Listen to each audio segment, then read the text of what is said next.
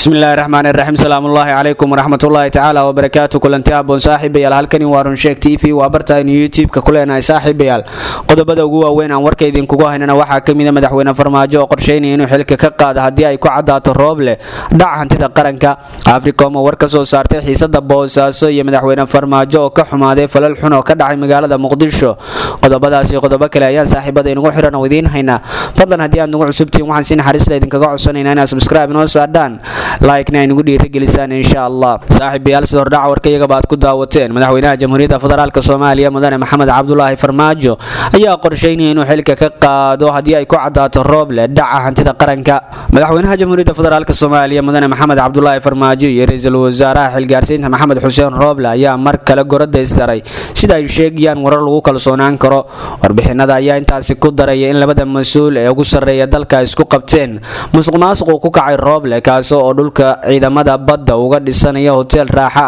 midaas oo madaxweyne Farmaajo aad uga xumaaday maadaama uu dhawaan soo saaray xeer ilaalinaya dhulka danta guud balse Rooble ayaa hadda ay dul hoganaysaa fadeexada la xiriira boobka hantida guud ee qaranka midaas hadii ay ku cadaato ay macquul tahay inuu xilka ra'iisul wasaare waayo Rooble oo mas'uul looga dhigay daadejinta nidaam doorasho kaas oo lagu wada qanci karo natiijada ka soo baxda ayaa bilaabay boobka dhulka ciidamada badda isagoo oo ka mashquulay hawlihii loo iimaday waana sababta kale oo xilka qaadisiisa loo cuskanayo maadaama uu hormuud u noqday dhul boobka ay wadaan shakhsiyaad loo ogyahay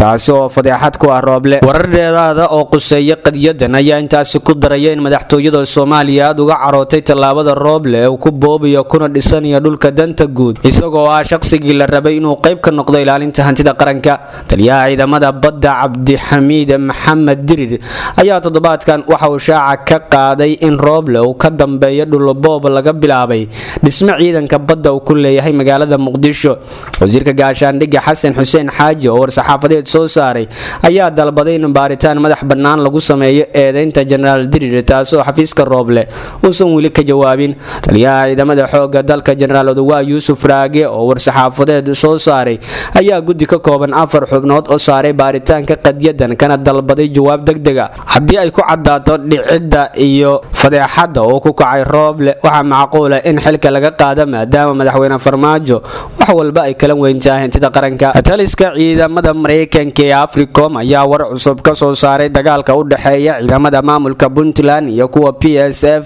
ee wali ka socda gudaha magaalada Boosaaso ee xarunta gobolka Bari ee maamulkaasi Afrika ayaa qoraal kooban ay soo saartay ku sheegtay inay aad uga walaacsan tahay iska horimaadyada ka soo cusboonaaday magaalada Boosaaso ee u dhaxeeya ciidamada Puntland iyo PSF sidoo kale Afrika ayaa sheegtay in ciidanka PSF ay yihiin kuwa ugu awoodda badan ciidamada Puntland isla markaana loo dhisay la dagaalanka argagixisada warar ka soo baxaya taliska Maraykanka ee Afrika ayaa sidoo kale sheegay in colaadda cusub ay fursad siinayso kooxaha argagixisada ee ku sugan Puntland PSF waa ciidanka ugu awoodda badan ee Puntland u jooga la dagaalanka argagixisada waxayna ka walaacsanahay in iska hor imaadyadan in ay hoos u dhigaan awoodda PSF iyo in kooxaha argagixisada ay fursad u helaan in ay ka faa'iideystaan ayaa lagu yiri qoraalka Maraykanka ayaa taageero tababar mid dhaqaale iyo mid qalab siiyay ciidamada PSF kuwaas oo haatan dagaal kula jira maamulka siciidani waxaana xiisadu ka dhalatay kadib markii xilka qaadis lagu sameeyay agaasimaha hay'adaasi General Maxamuud Cusmaan Diyaano xaalada Boosaaso ayaa wali qasan waxaana xalay ka dhacay dagaal u dhaxeeya ciidamada labada dhinac kaas oo geysay khasaare isugu jira dhimasho dhaawac dagaalka ayaa ka dhacay 3 aag oo magaalada sida aaga geedka qabriga ee xaafada Suweyto xaafada Ridwaan oo u dhow taliska PSF iyo dhinaca hamaha shidaalka si kastaba waxa haatan socda dadaal lagu qaboojinayo xiisada kadib markii ay Puntland ku dhawaaqday inay diyaar u tahay xabad joojin iyo wada hadal toos ah midaas oo ay shalay sidaas oo kale intay u sheegeen ay jabiyeen isla xalay balse ay jab xoogan kala kulmeen dagaalkii xalay madaxweynaha jamhuuriyadda federaalka Soomaaliya mudane Maxamed Cabdullaahi Farmaajo ayaa ka xumaaday fal xun oo ka dhacay magaalada Muqdisho madaxweynaha jamhuuriyadda federaalka Soomaaliya mudane Maxamed Cabdullaahi Farmaajo oo kulan la qaatay gudoomiyaha gobolka Banaadir taliyayaasha ciidamada xoogga dalka booliiska iyo nabad sugidda gudoomiyayaasha taliyayaasha degmooyinka iyo deegaanada gobolka Banaadir ayaa xog wareystay xaaladda amni bilicda dhaqaalaha iyo fayadhowrka gobolka Banaadir. Madaxweynaha ayaa ka digay saameynta maandooriyuhu uu ku leeyahay xasiloonida iyo horumarka dalka, waxaana tilmaamay muhiimadda ay leedahay in la xoojiyo wada shaqaynta bulshada caasimadda, maamulka iyo laamaha amniga si loo wacyigeliyo da'yarta soo kacaysa khatarta maandooriyaha oo halis ku ah noloshooda. Dalkeena waxaa ku soo xoogaysay khatarta cadow ay tahay in aan si adag u wajahno dhammaanteed oo aynu u wada istaagno sidii aan uga badbaadin lahayn ubadkeena cadowgaas oo ah maandooriyaha, kuwaasoo ku soo badanaya dalkeena khatarna ku ah xasiloonida wadanka iyo mustaqbalka ubadkeena. Madaxweynaha Jamhuuriyadda Federaalka Soomaaliya ayaa soo bandhigay sida uu uga xun yahay falalka magac dilka ku ah laamaha amniga ee mararka qaar ay kula kacayaan shacabka Soomaaliyeed askar aan fahamsanin mas'uuliyadda ka saaran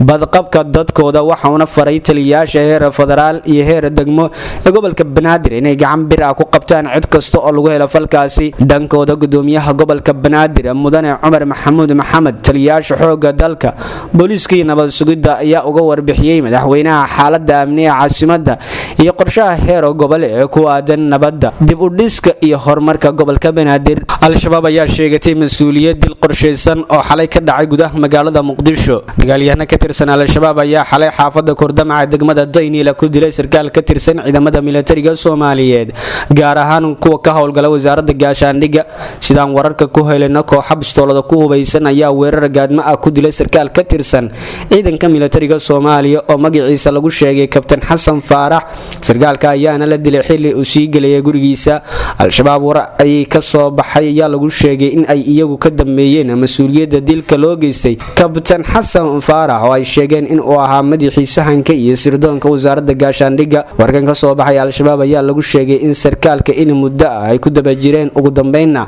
xalay ku dileen weerar qorsheysan. Waxayna Al-shabaab sheegeen in si nabadgelyo ay ku baxsadeen raggii sarkaalka ka dambeeyay dilkiisa. Laamaha amniga dowladda federaalka Soomaaliya weli kama aysan hadlin dilka Al-shabaab xalay magaalada Muqdisho uu geysteen sarkaal ka tirsan ciidamada militariga Soomaaliyeed, waxaana dilkan qayb ka noqonaya dilalka qorsheysan ee ka dhaca gudaha magaalada Muqdisho. Ciidamada kala duwan ee ammaanka ee ka howlgala magaalada Jowhar ee caasimadda Hirshabelle ayaa mar kale waxay howlgallo ay ku soo qabateen waxyaabaha maanka dooriya ka fuliyeen xaafado ka tirsan magaalada Jowhar. Howlgalkan oo harkacayeen mas'uuliyiin ka tirsan gobolka Hirshabeellaha Dhexe iyo kan degmada Jowhar ayaa waxay ciidamadu ku bartilmaameedsadeen guryo gaar ah, waxayna soo qabteen waxyaabaha maanka dooriya oo u badan xashiish.